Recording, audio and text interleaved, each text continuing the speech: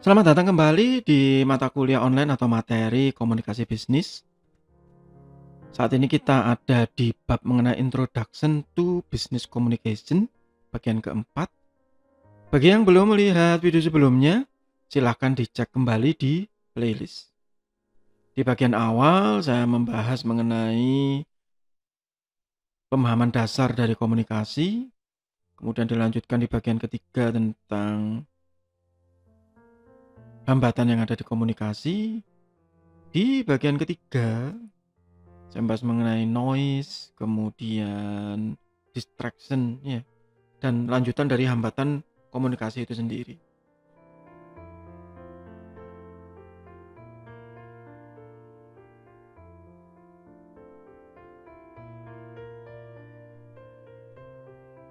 Di bagian ini kita masuk ke pemahaman tentang business communication atau komunikasi bisnisnya. Jadi yang pertama bahwa komunikasi bisnis atau business communication itu bisa didefinisikan sebagai process of sharing information between people within and outside a company. Jadi kita membagi informasi.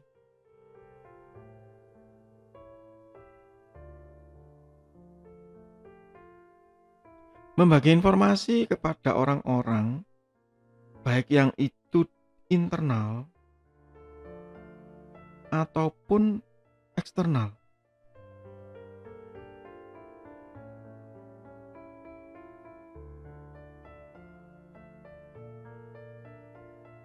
Di perusahaan atau di organisasi. Kemudian yang kedua, bisa juga diartikan passing of information message or news within or outside. Ini mirip dengan yang pertama ya. Tapi ada tambahannya financial benefit yang memberikan keuntungan bagi perusahaan. Yang terakhir saya ambil definisi dari komunikasi bisnis adalah exchanging information, bertukar kalau ini. Kalau yang kedua tadi passing, ini exchanging. In order to promote an organization goal, objective, aims and activities as well as increase profit. Nah, ini sama, financial benefit. Ya, as well as increase profit within the company. Jadi kalau yang ketiga ini menjadikan atau membuat tujuan dari organisasi tersebut. Tidak ada yang salah dari ketiga definisi ini karena saling menguatkan ya antara definisi yang satu, kedua dan ketiga. Kalau saya lebih melakukan highlight, kalau dari yang pertama itu highlight saya ada di frase sharing information, membagi informasi. Sedangkan yang di definisi nomor 2 itu financial benefit. Di definisi yang ketiga itu saya meng-highlight promote an organization goal. Ya, jadi harus selaras dengan tujuan organisasi. Tujuan organisasi tadi apa? Apakah dia jualan produk, jualan jasa, konsultan, ya? Nah itu harus seiring, selaras. Ya, dan perbedaan utamanya adalah sharing information. Ya, jadi bukan hanya sekedar mengirim dan menerima ya komunikasinya, tetapi berbagi. Nah, karena berbagi berarti ada yang disimpan. Tidak semuanya, karena kalau diberikan semuanya berarti kan giving. Ini tidak sharing. Hanya membagi. Berarti ada yang di-keep, ada yang menjadi rahasia perusahaan. Tidak semuanya diberikan. Itu yang paling penting. Ada financial benefitnya, ada keuntungannya.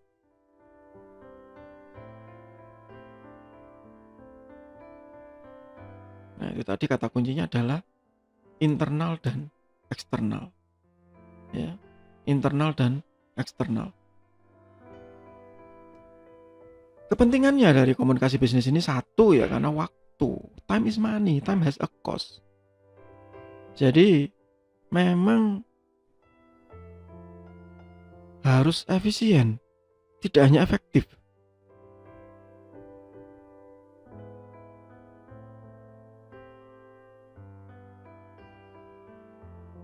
Business people are not our family or friend. Ini beda dengan komunikasi biasa. Kalau komunikasi biasa dengan teman, dengan keluarga, nah nanti akan ada hal yang berbeda. Mungkin kita bisa berkata kasar kalau dengan teman ya karena itu pertemanan begitu. Tapi kalau di business communication nggak bisa. Bahasanya pun beda, diksinya atau pemilihan kata-katanya beda. Business is not a game or joke. Nah itu.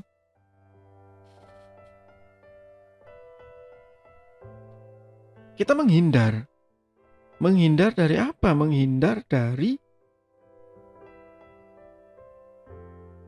permainan, bermain-main, dan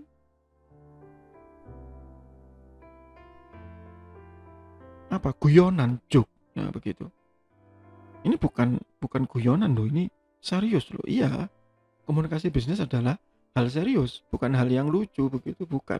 Nah itu beda dengan komunikasi biasa yang mungkin di situ diselipkan humor apa, terserah. Ini beda.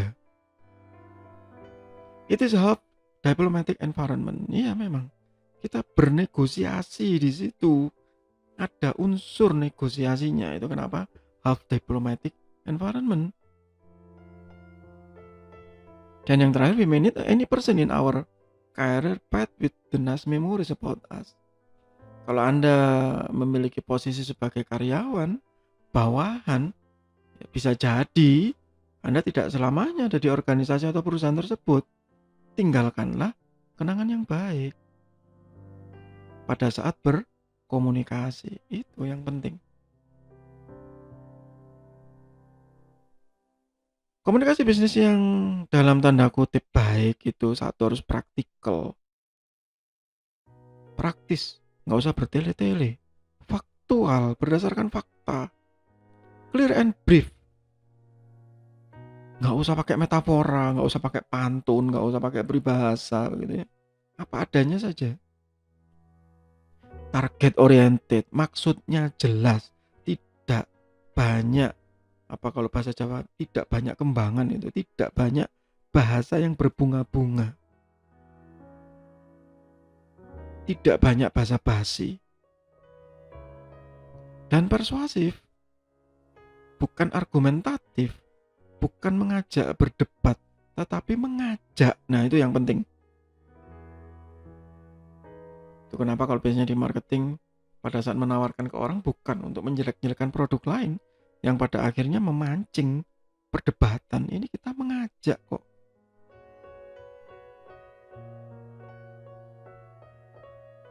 Dan ini hal yang terintegrasi dengan proses manajemen secara keseluruhan. Itu kenapa ini penting dipelajari.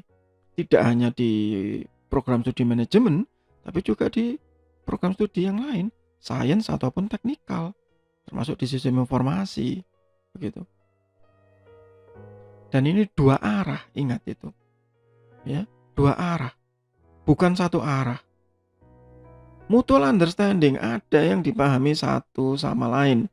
Di awal itu saya sudah sebutkan ada yang hambatan antara orang teknis dan orang non-teknis. Continuity ini berkelanjutan. Tidak hanya satu orang nanti yang berkomunikasi, tapi nanti ada lagi orang lain. Orang di bagian lain yang meneruskan komunikasi tersebut dan harus mendapatkan pesan yang sama. Anda komplain ke satu kantor, satu provider apapun, komplain ke resepsionis. Dia bukan orang teknis ya. Anda komplain ke resepsionis atau customer service di bank, dia juga bukan orang teknis. Dia akan meneruskan ke belakang dan itu harus memiliki pemahaman yang sama. Itu kenapa harus spesifik.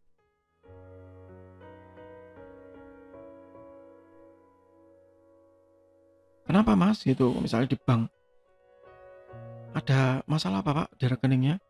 Pokoknya di rekening saya itu uangnya habis. Nah itu nggak spesifik. Maka harus dispesifikkan oleh pihak customer service. Kenapa pak kok uangnya habis? Apakah ditarik semua? Habis ya habis lah gitu. Oh tidak gitu. Saya nggak merasa menarik. Begini lah kronologinya ada, itu spesifik. Nah, kita nanti memberi solusinya pun juga harus spesifik juga, sama. Result and not cause. Ada hasilnya dari komunikasi bisnis itu, bukan malah menjadi masalah baru. Ini saya komplain malah capek saya, males, nah begitu. Sehingga nanti akhirnya muncul feedback, muncul umpan balik. Ya, dan itu adalah secara umum ya dari apa yang terjadi di komunikasi bisnis. Sehingga komunikasi bisnis itu seharusnya menghasilkan pengambilan keputusan yang lebih kuat. Kenapa ya? Karena sudah saling memahami apa yang dimaksud. Sudah mampu meningkatkan produktivitas. Karena masing-masing itu sudah tahu apa yang harus dilakukan. Seperti tadi mulai dari komplain di depan sampai penanganan, itu semua tahu. Masing-masing tahu apa yang harus dilakukan sehingga akhirnya produktivitasnya meningkat. Dan ini yang jarang dilakukan adalah more persuasive. Bagian yang di IT terutama biasanya itu para software developer gitu ya. Para programmer itu seringkali nyolot duluan gitu kalau ada komplain. Ada customer komplain, "Mas ini kok nggak bisa ya saya menyimpan ini." Itu biasanya teman-teman yang ya baru fresh graduate gitu, masih muda. Itu langsung ngomong, "Loh masa nggak bisa Pak?" gitu. "Di tempat saya bisa loh." Ya, akhirnya jadi argumentatif, ngajak debat gitu. Otomatis yang customernya juga marah juga. Loh, di sini nggak bisa Mas, wah saling berdebat akhirnya. Akhirnya bukan business communication lagi. Ya, harusnya persuasif. "Oh iya Pak," gitu. "Mana yang tidak bisa disimpan, modul apa?" Tanya dulu dong. "Bapak sebelumnya melakukan apa? Pada saat apa? Apa yang diisikan?" Kalaupun Anda tahu kesalahannya, ya jangan tiba-tiba langsung memvonis. "Ah bapak sih bodoh banget, gitu aja nggak bisa ngentri." Oh ya nggak boleh.